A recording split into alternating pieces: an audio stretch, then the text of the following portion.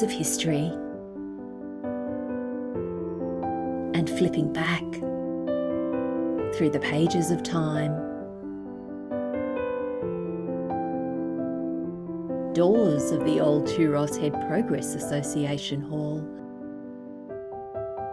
open wide again.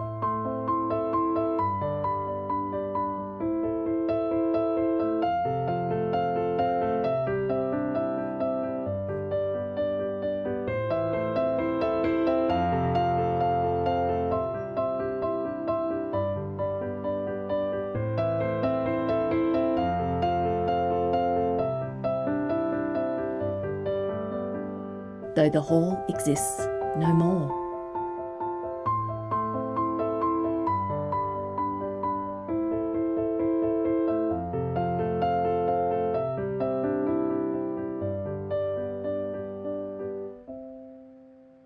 It was here at the hall that people met, danced and fell in love, forging relationships and community. Halls were the go-to place for generations, and the Tuross Head Progress Association Hall was it. Weddings, parties, fetes, yoga, land care, garden club, hoi, the ladies' auxiliary and women's club, piano lessons, supper, afternoon teas, worship and christenings. Everything happened here at the hall. You name it, it was used for that. Recording oral histories and shaking the dust once more from albums and memory, the hall comes back to life. The Tuross Head Progress Association was formed and incorporated in 1947 by a group of residents in Tuross. The association set its sights on a hall built by and for community. What they wanted was a focus point for their small local community, with space for meetings and entertainment. They also sought to meet the basic needs of the growing numbers of campers pitching tents at Sandy Point, Lavender Point, Rankin Point and past the present caravan park. The annual invasion of campers even overflowed onto the roadsides. With a can-do attitude, residents offered loans, raised funds, and in 1949 built a hall 30 feet by 24 feet with the classic materials of the day.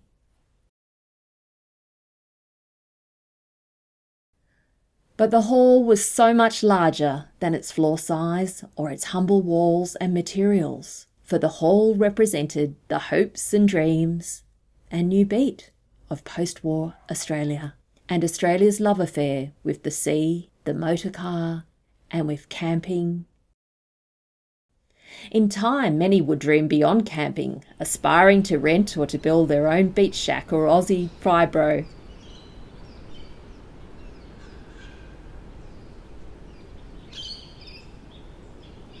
The farming paddocks of the past would change from pasture to camping grounds and into housing.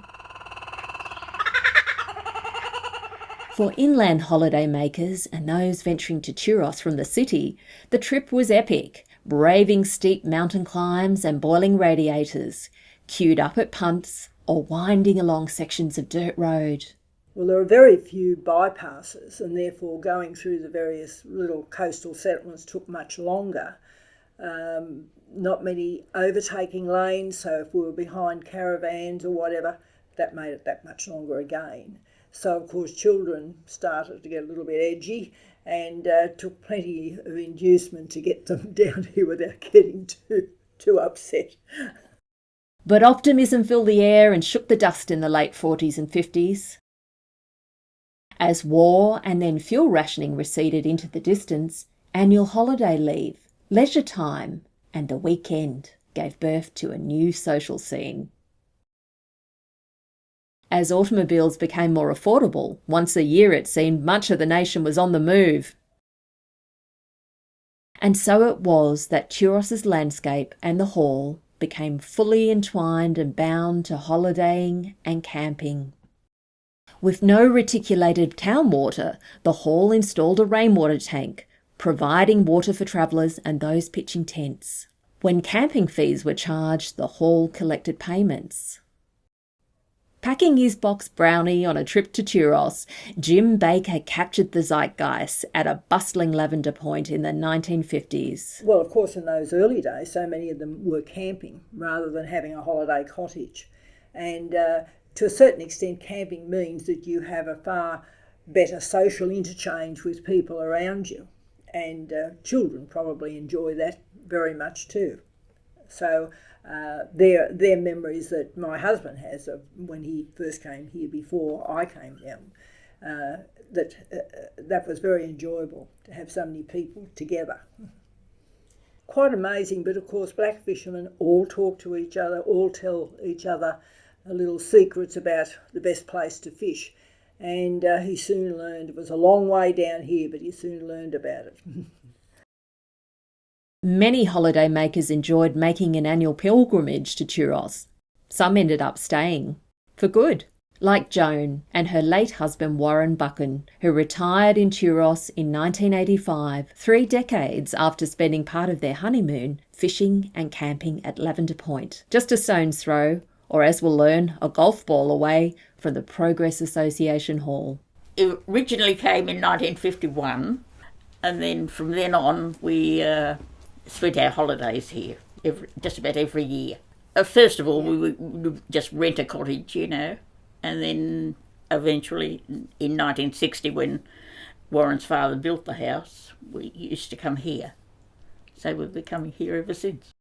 Joan and Warren's contributions as office bearers for the Tuross Head Progress Association and their tireless work for the hall saw the couple made life members.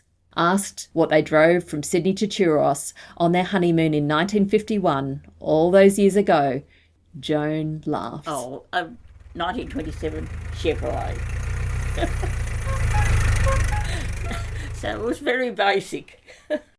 Maureen and Jim Baker also had a memorable trip to Tuross in the mid-50s. At one stage, one year, we realised that was the end of the trail for the car because it would not get out of one particular gear because, of course, it was a manual gear car. It was a very slow journey. Their car might not have gotten out of gear, but Maureen and Jim sure shifted into top gear when they eventually became permanents, beginning a decades-long relationship with the hall. While Jim was part of the in-the-know post-war blackfishing fraternity, it was a real estate agent from Wagga Wagga, Hector McWilliam, who had first put the word out about Tuross. Melding into village life and buying Tuross House, it was Hector who put Tuross and its iconic pines quite literally on the map.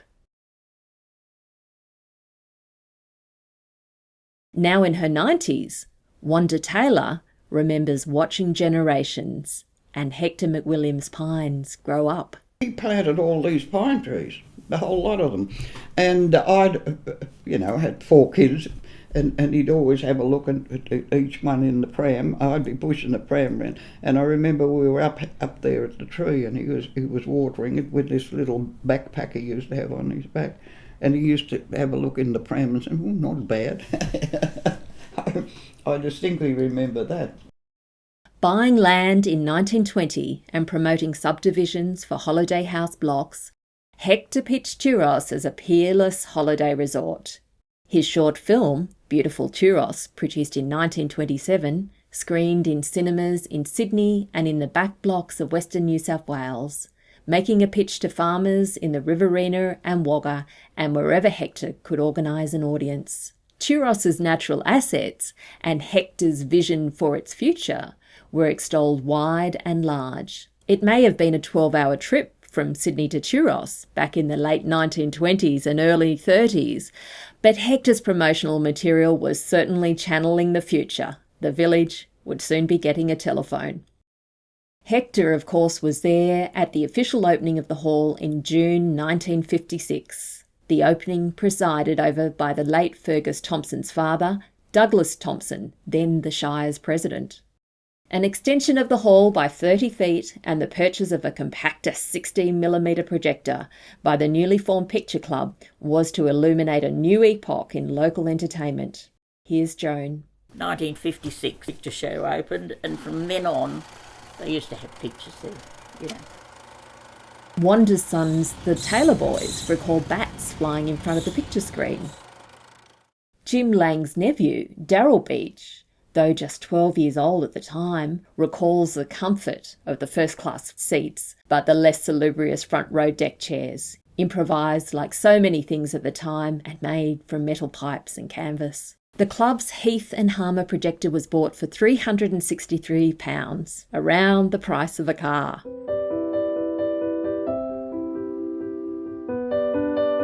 For a young Kay Stilling, whose parents built and ran the general store and tea rooms on Nelson Parade, an evening out at the Picture Club always had a great sense of occasion, from serving the waves of holidayers with provisions and refreshment, and even wrapping their caught fish and placing it on ice.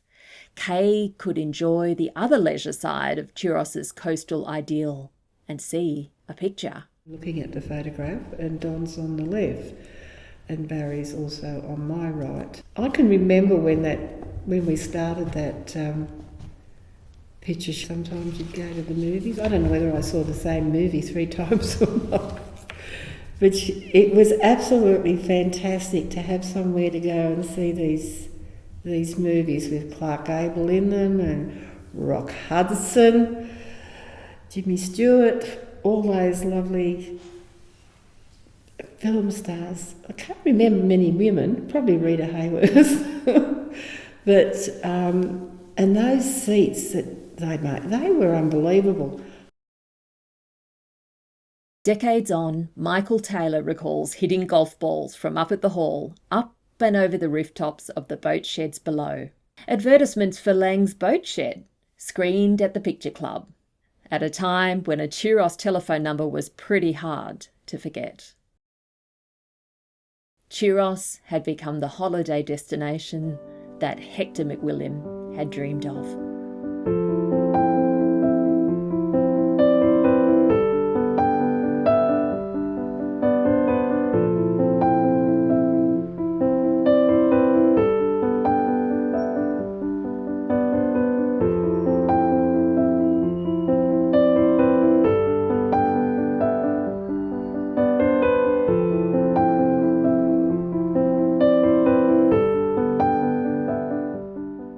For Kay, now Kay Crocker-George, the hall was rich, with good times and special occasions. As an entrant in the Miss Australia quest, Kay raised funds for people with cerebral palsy and the Spastic Centres of Australia, with a memorable dance and fundraiser at Tuross Hall before the judging in Nowra. Well, we had a dance for me to raise money for the Spastic Centre, and we had a crowd of people, which was for Tuross, which was unbelievable. Of course, the Progress Association in those days, all the beautiful cooks cooked all these beautiful cakes, and Mrs. Mauser was one of them, and Mrs. Mays and Mrs. McDowell, and all these wonderful ladies used to do all this cooking. All sponge cakes, more sponge cakes and sandwiches and tea and coffee. Don't know so much about coffee in those days, but a lot of tea, yes, people had tea, which was very nice. With a lot of the clubs with older members now, it's a real feast of who can cook the most amazing things, and they are still talked about to this day. A lot of them are still cooking the same things and presenting them at Garden Club to this day. We always seem to be there making tea and serving cakes and things for something. I think anything that happened. Over its lifetime, the Progress Association and the individuals and groups who've used the hall have raised thousands of fundraising dollars and provided incalculable volunteer hours. This volunteering has been at the very heart of the hall and of Tuross. Its impact still radiating outwards today. The op shop was the big thing because when it opened, that was the biggest fundraiser, you know. All the whole community was involved in that. I think there's people on it all the time, day and night. You know, I think before that, there were very few footpaths around the town at all. I think it's been the mainstay of the community, you know. Its membership might be ageing, but the local landcare group still shows a strong and vibrant pulse today. It's been foundational in conserving Tuross's unique natural environment.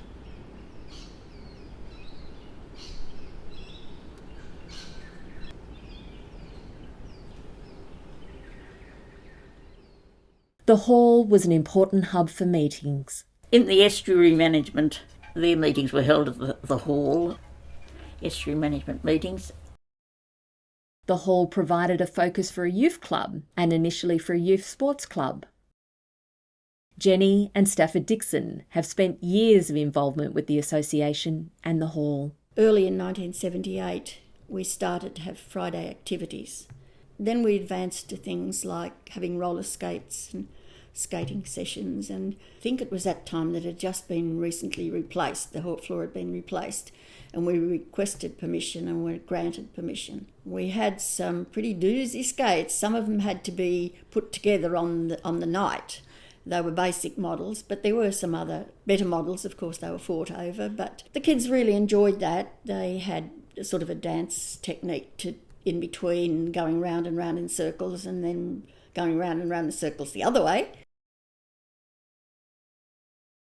It was something that the kids were sort of embarrassed to do, but they did. Most of those who entered were friends.